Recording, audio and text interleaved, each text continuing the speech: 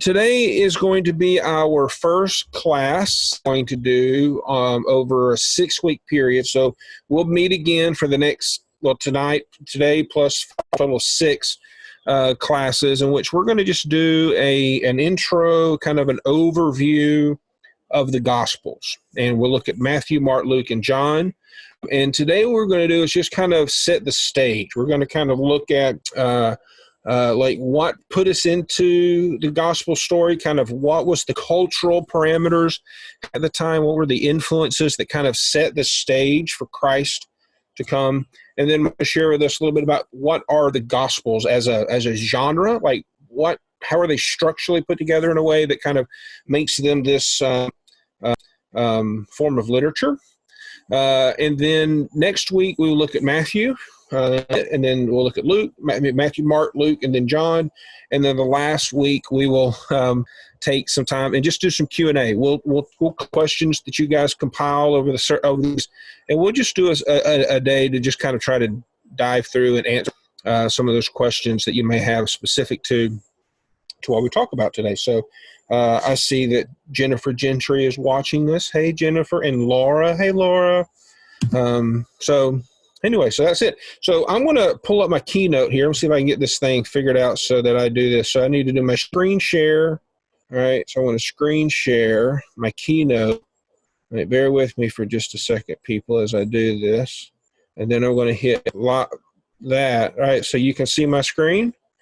Michael, you see is it coming through? I hope it's coming through. All right, so what I wanted to do is I wanted to start today talking about the Gospels, and I kind of want to show this. I want to provide us a little bit of a framework to understand the culture in which the writers wrote and the culture in which Christ came. Because understanding that culture really will help us begin to see some reasons why Matthew wrote in the tone of voice that he wrote, why John wrote the way, why Luke wrote the way he wrote. I think it will also give us insight into why the stories that the writers sort of highlighted about the life of Christ so important and poignant to them. So what I wanted to do today, I want to take a quick few minutes, and I just want to kind of cover about 400 history. I want to give you a quick little history lesson. But in this history, what I want to do is I want to provide some key moments and some key characters and some key stories that help guide and frame the structure of the New Testament, how Judaism had been transformed and changed over the history. So when we talk about this sort of phase of history, we're talking about what is referred to generally as Second Temple Judaism, the first temple being the temple that Solomon built, David sort of set up. This covers a time period between 515 BC and 78 when the temple was destroyed by Rome and they came in and destroyed the temple. Jesus even made this prophecy, right? You destroy this temple in one day, you'll build it. And this is the talking about. And Judaism at the time was governed by 5 features, right? These were key fundamental things that really set them apart from the culture in which they live. None of these things are new to us, but I want to highlight them because they play into understanding the cultural paradigm of this Second Templeism. They were monotheistic. Unlike the culture around them, it was very polytheistic. They believed there was one and only one God. The great Shema, Deuteronomy 6:4, the Lord our God is one. They also operated under a single temple. You do not have multiple temples. Judaism does not under the idea of having a temple in every city because there's one God and his dwelling place is the tabernacle in the Holy of Holies on the Ark of the Covenant. This is his place. It is the Sabbath. There's lots of days that are very important, but the Sabbath became super critical as a key feature of Second Templeism. It was a distinguishing characteristic that was so unique to Judaism that it became a point of contention amongst cultures in the day. Circumcision, another key. It was a sign of the covenant, a sign that God gave Abraham as a sign of the covenant. And this covenant that was circumcision, it became a characteristic of attack during Second Temple Judaism. And the diet, the food, the things they ate, we now refer to it as a kosher diet. Second Temple Judaism was a peculiar religion in the world. It had a lot of unusual practices, a lot of unusual things that were to be and represented signs of faithfulness of those who practiced the law and the Psalms, those who practiced Judaism. And they are unique and they are characteristically important in understanding Judaism in the Second Temple period. So to help us understand this, understand the sort of global changes in history. If you remember in our Old Testament, the ending of the Old Testament, we have the great empire of Persia. Persia's in place. Cyrus the Great is in place in Babylon. He agrees to allow people to kind of go back and begin to rebuild the temple. And so we have people like Ezra. We have the story of Nehemiah. We have Haggai, Zechariah, these prophets who are prophesying back in the land under the guidance and the protection of the Persian Empire of Cyrus the Great. And he allows the temple to be rebuilt. And it is rebuilt in the 530s BC. And then the next key character that comes on the stage is Alexander the Great. Alexander the Great was he lived a very short, I think it was like 32, 33, sort of a very young man, but he conquered the whole known world at the time. He died in 323 BC. His empire ended up being divided. But what was unique about Alexander was this expansion of Greek culture. He started and began to impact Africa, Asia, all the way to India, and he took with him culture. And he began to engage these to adopt Greek ideology. And this was referred to as Hellenization. So when you go into a nation or culture and you begin to force out that culture to adopt the Greek culture, then that is referred to as Hellenization. And Alexander the Great kind of took this Greek culture around the world. It was the move. Hellenization was moving of the world in the direction of this Greco-Roman culture, and specifically implementing Greek practices in very particular ways. It was using the philosophies of Plato and Socrates. It is politics and government. Matter of fact, some of our Western culture is still based on a lot of ideas that we get out of the Greek, the Greco-Roman Senate and Congress, some of these forms of government that we even have today. And it had a very religious connotations to it. And so as Alexander the Great spread across the world at the time, he was taking with it this sort of Greek culture. But Alexander died in 323 BC. His empire was divided amongst his generals. Egypt and Palestine fell to his general named Ptolemy. And Ptolemy was kind of a benevolent leader, I guess, a benevolent dictator, if that's a thing. He kind of let people sort of live their own life and do their own thing and let cultures and civilizations just sort of kind of a lot of freedom. So Jews in Palestine during this time still had a lot of freedom and flexibility to worship the way they want to worship. But this guy come on the scene, another one of his generals named Antiochus Epiphanes. And Antiochus Epiphanes came on the scene around 190 BC, and he was different. Instead of allowing cultures and groups of people to just kind of assimilate or to try to do what they wanted to do, he began to force Hellenization. Antiochus Epiphanes sacked Jerusalem. The reason he did so is because he owed a lot of money to Rome. He had lost some battles with Rome. There's a lot of reparations that he owed. He did not have the Syrian governor, a Syrian leader. And so Antiochus Epiphanes goes, hey, I know there's a lot of gold in Jerusalem. I know this temple that they've got has a lot of gold. And so he attacks Jerusalem. He ransacks the place. He sacks Jerusalem. He tears out all the gold, takes everything that is of value, burns the scrolls, desecrates the temple. He offers a pig as a sacrifice on the altar, establishes an idol Zeus in the Holy of Holy Places, completely desecrates the temple, and he begins to implement a forced Hellenization. Antiochus Epiphanes' rule, it was no longer just simply an option. It began to be forced. And in 167, Antiochus dedicated the temple to Jerusalem, in Jerusalem, Olympus, to Zeus. And in doing so, he looted the tabernacle. And it changed the course of history. It significantly ended the view of the world of Jews at this time. They had relationships, say, for example, with Cyrus the Great. He had sort of let people go back and build a tabernacle. Alexander the Great had let people kind of govern a little bit of their own. The Hellenization is an important thing. But Antiochus Epiphanes began to fit. He decreed that the world had to be one people, and he made it a violation of law to not adopt Greek culture. They had to give up their customs and follow Greek customs, and most of the Gentile world agreed. They kind of adopted the Greek culture, and it became permeated. And as a matter of fact, a lot of Jews did as well. Even Jews in Jerusalem adopted Greek culture as part of who they were. But there were many who didn't. He directed them to follow customs that were strange to the land.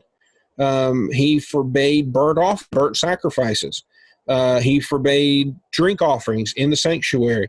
He required them to pray the Sabbath, meaning they had to work and do things on the Sabbath. They couldn't honor it as God had asked them. There were no more special days. They defiled the sanctuary, the tabernacle priest. That is one place where God dwells, and now he has put in this idol of Zeus. And idols. They engaged atheism, encouraged and required a polytheistic view. They were gods all over the place. They sacrificed swine, and an animal that was unclean, and it was not to be Jewish diet. It was not part of Jewish culture. And it was pushed and acquired upon them. They were to leave uncircumcised. They began to during this time period, people were building gymnasiums in which you would exercise and do all kinds of activity in the nude, and this was a violation of Jewish culture. All the major distinctives that we kind of looked at the beginning, all of these major distinctives were coming under attack, and they were by edict declared to violate these things. It was forced Hellenization. They had to adopt Greek culture or die. Well, there was a family by the name of Matthias. It was a man by the name of Matthias Maccabee, who was not willing to make this compromise. And his sons said, "We're not doing that. There's no way we're doing it. We're not going to turn from the right or left. We're going to follow the commands and the laws of God." And so they refused. We're not going to do it. As a matter of fact, there's an event at Modin in which a Jew who had said, "Okay, we're going to do what we're supposed to do and abide by Greek culture," he goes to build an altar, tabernacle. Again, there's only one because that's where God dwells. And they were building another altar. They were going to sacrifice a pig on this altar.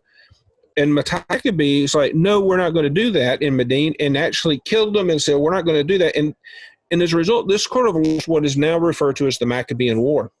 This was a war between Jews in Israel and Jerusalem, began to fight against these Greek cultures and these armies of Antiochus Epiphanes. And they actually kicked Antiochus out of Israel, and they re-sanctified the temple, and they sanctified the tabernacle, the temple, in 164 BC, and they dedicated the temple with this lighting of the menorah, and it is now what we kind of know of as Hanukkah, this sort of celebration and reminding of what happened and they finally had victory. They kicked the Gentiles out, they kicked the Hellenistic view out, and they began to adopt a very rigorous turn to Judaism as we know it, and it led to what is known as the Hasmonean dynasty. It went from 110 BC to 63 BC. The problem with this dynasty, however, was that instead of having a king and a priest, they commingled into one head, and it resulted in a lot of problem. And out of the gates, the Hasmonean dynasty began to have tension, and it wasn't long before they began to fight. And as they began to fight, civil war, and it began to unrest. And it generated a sense of division. There was a group of people who wanted to accept these Greek Hellenistic ideas and still maintain Judaism as they knew it, but sort of calm on these two, and that led to what we now know as the Sadducees. The Sadducees were a group that sort of came up out of this Maccabean revolt, and they were like, hey, let's accept this Hellenization as much as we can, and let's sort of compromise. And so they accepted this cultural shift. You had the Pharisees who said, no, we're not going to accept it, but we're going to engage. We're going to develop rules and guidelines and plans, and we're going to help push against this culture, and we're going to engage this culture, and we're going to respond to these changes and put it onto us by Hellenistic ideology. Then you had some who, like the Essenes, they grew from culture. They said, hey, look, we're getting out of here. They actually started their own communities, sort of went out in the desert. John the Baptist, we believe, was an Essene. And they sort of would go out. The Dead Sea Scrolls were written by the Essenes, these things.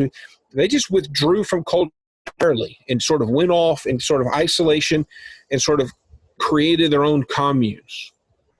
And then there was a fourth group that sort of responded to this change, and they were zealots. The zealots were the ones who said, look, we're going to fight, take them out. And they would take up arms. They had no way to beat the Romans, but they were, or those that were, but to pick up arms and fight. They were zealots. They were active in this thing. The other on the Hellenization of Jewish culture and the response was the development of the Septuagint. At this time, there were more Jews outside of Jerusalem or outside of Israel than inside of Israel. You have to remember, they had been dispersed, right? They were taken captive by Babylon. They had been taken captive by Syria. And as a result, they were dispersed. And because they were dispersed, there were more people who understood Greek than understood Hebrew or Aramaic. And so this became around. And so around 70 AD, I believe, if my memory is correct, we have the Septuagint that came into existence. Piety is seeking to preserve identity and to maintain a sense of who the Jewish people are as a Jewish people. The way in which different groups of people responded resulted in this potential clash of ideas. Well, as the Hasmonean dynasty continued to struggle by the 60 ADs, was fighting within itself. It was actually having internal struggle, and they were breaking down. As a matter of fact, they actually invited Rome. Each sort of conflicting side invited Rome to sort of come in and help. And so Rome took up on the opportunity and moved. And when they did, this desire to have some help, they wanted to maintain their identity, but now they had invited Rome. And by 63 AD, Rome had sacked Jerusalem and had taken over. And now Israel was again under Gentile control and under Gentile rule. Now, I think it's important to note these two key historical moments: Antiochus Epiphanes and its impact on leading to the Syrian War, and that's impact on Judaism, Second Temple Judaism, and Rome's infiltration and takeover and playing of Jewish culture as well.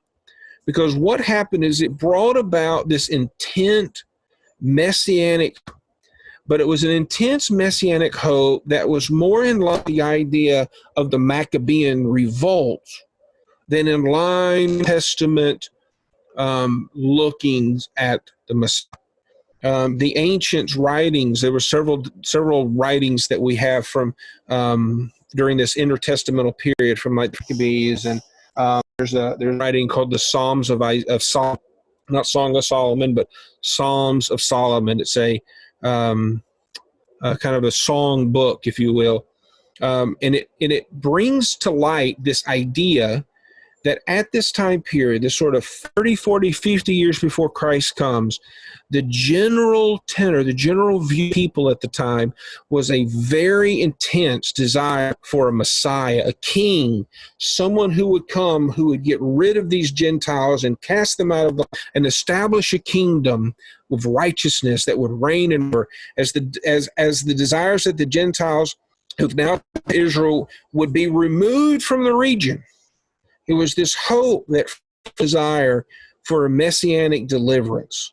It fuels the hope that maybe Israel can be free from these Gentile constraints and presence.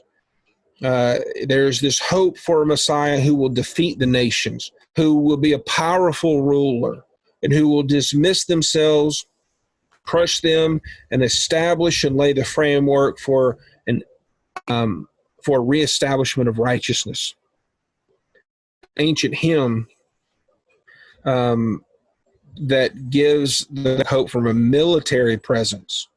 There is this intense messianic hope. And at the point when the Messiah is in place, they're looking for someone to establish a righteous, permanent land, permanent hope in the land. And so Jesus comes onto the scene in this hot box. He enters into in which you have Sadducees and Pharisees and Essenes and Zealots that all want to engage this Greco-Roman culture in different ways. The Pharisees, at least, have a desire to maintain their piety, to maintain these standards that we have in relationship to what it is to be a good Jew in the Second Temple period. It is in this historical context that we get the Gospels. And the Gospels is a type of literature, and I think Michael's going to break down for us a little bit about what we can learn and know as our Gospel. So I'm going to stop sharing my screen, and I'm going to hop over to Michael. Michael, why don't you tell us a little bit about the Gospels as a genre and as a instrument of communication? I'd love to. I'd absolutely love to. So I love, Alan, that just guiding all the way historically to where we see Jesus arrive on the scene. So let's talk about what happens then is that eventually Jesus does what he comes to do, and we'll talk about that here in a moment, but eventually we get to what we have, which are these four books, these four strange books at the beginning of the New Testament that are these ancient biographies of Jesus. We call them the Gospel according to Matthew and Mark and Luke and John.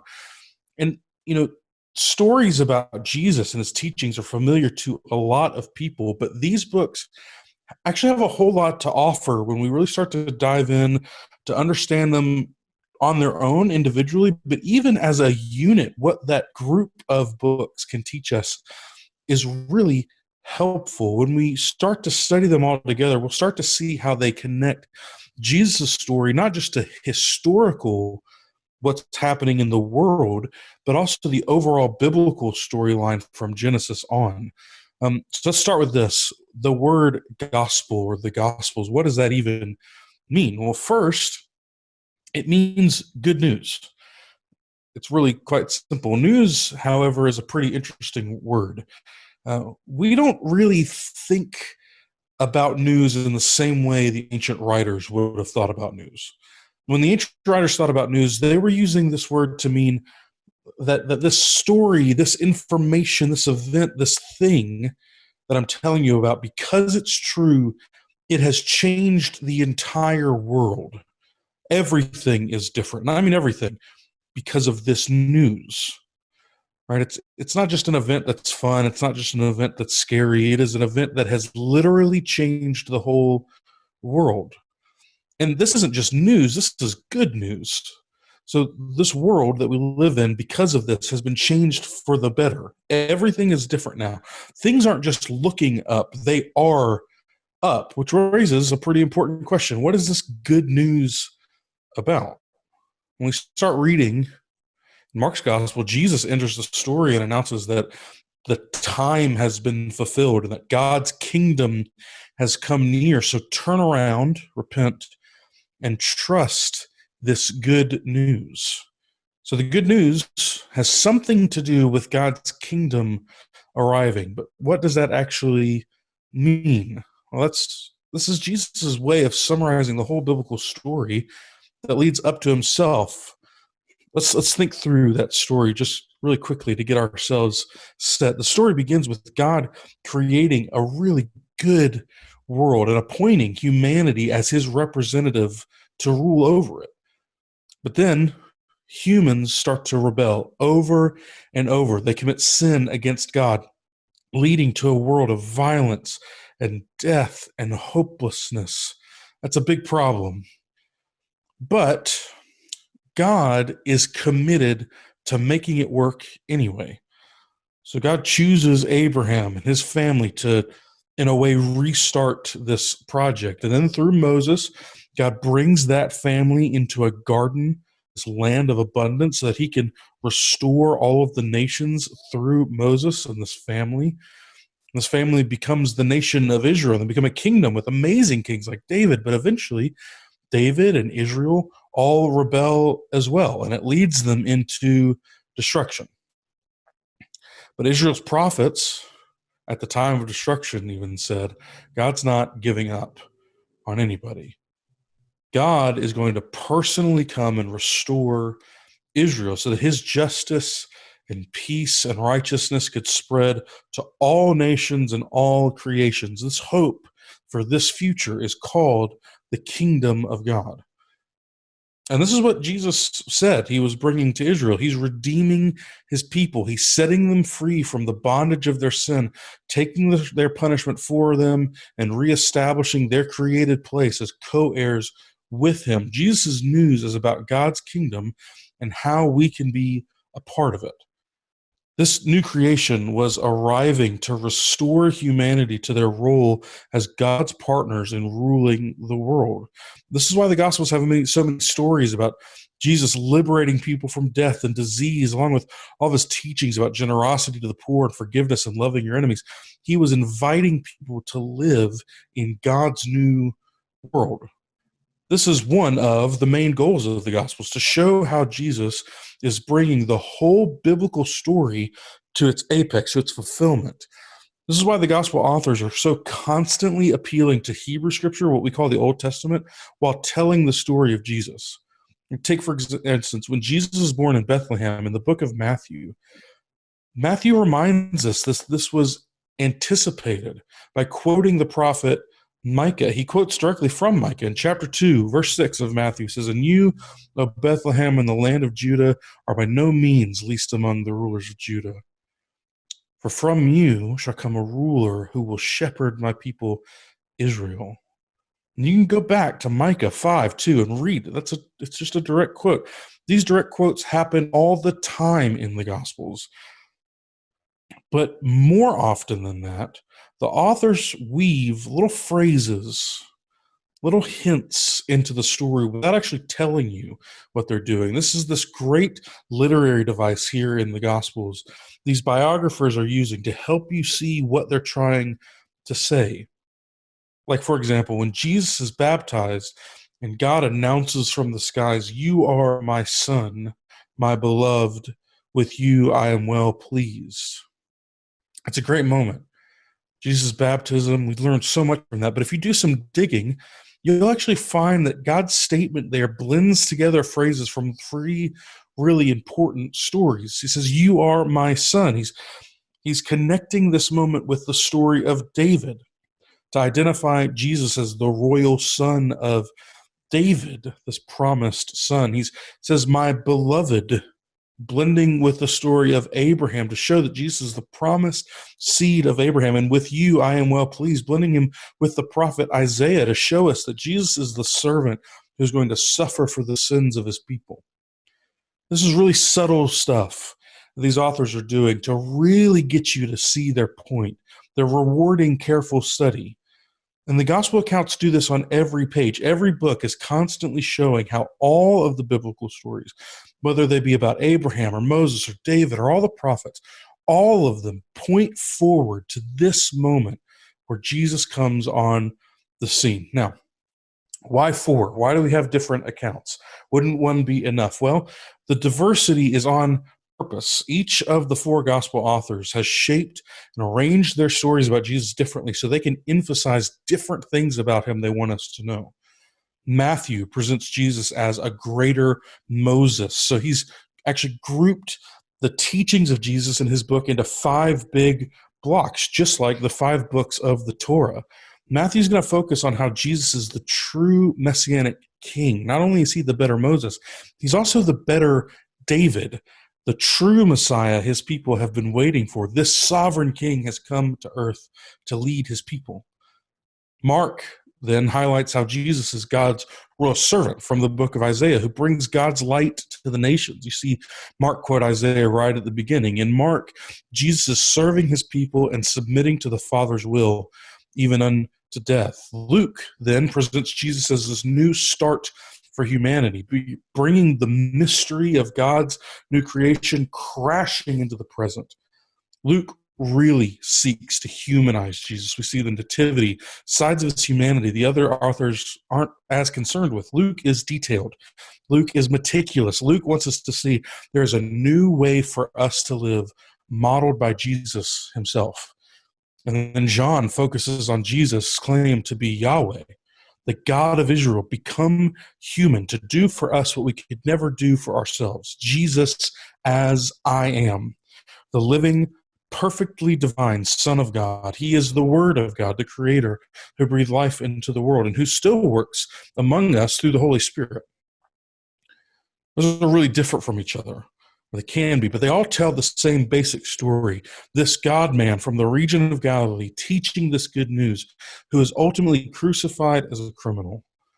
All four books of the gospel are showing how the arrival of God's kingdom through Jesus led him all the way to the cross, where he once and for all conquers sin, is enthroned as the king of God's new world. He's given a robe, a crown, and a scepter. And as Jesus suffers the consequences of humanity's rebellion, he is showing that the power of God's kingdom comes through his love and self-sacrifice. When he's raised from the dead, we're watching the dawn of a new creation. So the gospel authors don't just want their readers to know about the good news of God's kingdom. They want them to become a part of it. Yes, the gospel is designed to persuade us to trust and follow Jesus. He will redeem us from our sinful rebellion. He will take the punishment due our sin, and he will raise us up again so that we can participate in the new creation that he has begun. And I'm really excited to take the next couple of weeks and jump into each one of these narratives individually to really see what these authors are trying to teach us in the Gospels. Alan? Hey, thanks, Michael. That's awesome, dude. I'm looking forward to this study. I think it's going to be a fun few weeks as we sort of unpack the story that we see in each of these gospel accounts and sort of the addition that each one of them give to the life of Christ and how they highlight different parts of it. And so I'm really excited to be going through this study together, and I hope you are able to join us again next week. If you're just chiming, it's on Facebook. You can kind of grab it, do a watch party, watch it with a few of your friends. Otherwise, we're going to stream and post this on YouTube channel as well, so you can watch it there later. We're going to be back with you again for the next 5 weeks on Monday at 4:00. We'll start live streaming about 4:00. Next week, we're going to look at Matthew. We'll kind of give a great little overview of the book of Matthew, and then we'll talk about some highly important theological concepts that Matthew draws out for us. We'll go to Mark, Luke, and then the Gospel of John, and then we'll finish 6 weeks together just doing some Q&A. So if you have some questions, feel free to put them in the comments in the below, and we will pull those comments into a document, and we'll kind of hold on to those, and we'll try to answer those the last week. If we don't get any questions, we'll make some up. So either way, we'll have 6 weeks of doing this, and we'll do a Q&A session at the end. So guys, for being with us today, I hope that you learned something, that you were encouraged and excited the studying of the Gospels, and just sort of what God can challenge us with during the next 6 weeks together. So thanks for being with us. I'll say goodbye. Michael? Bye. Bye. I'll see you guys later. Y'all have a good one.